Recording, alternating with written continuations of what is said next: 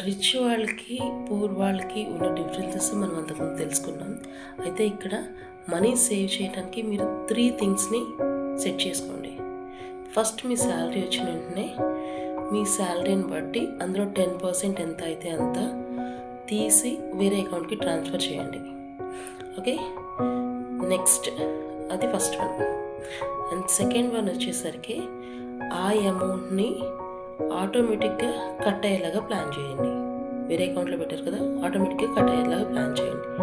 Third one వచ్చేసరికి ఆ amount ఏ mutual ఫండ్లో పెట్టాలి అనేది ముందుగానే మీరు ఒక అనాలిసిస్ చేసుకొని మీకు తెలిస్తే చేసుకోవచ్చు, లేదంటే కనుక if you come to my mentorship I will teach you. Okay, so first ఈ 3 థింగ్స్ చేయండి.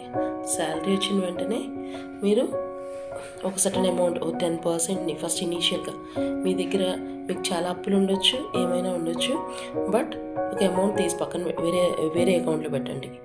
సెకండ్ థింగ్ ఏం చేయాలి, ఆ అకౌంట్లో ఉన్న అమౌంట్ని ఆటోమేటిక్గా కట్ అయ్యేలా చేయండి. థర్డ్ వచ్చేసరికి ఏ మ్యూచువల్ ఫండ్లో పెట్టాలనేది క్లియర్గా చేయండి. That's it. Okay, if you are doing that one, yes అని కామెంట్ చేయండి. For more details, follow me. This is Madhavi, AI Money Management Coach.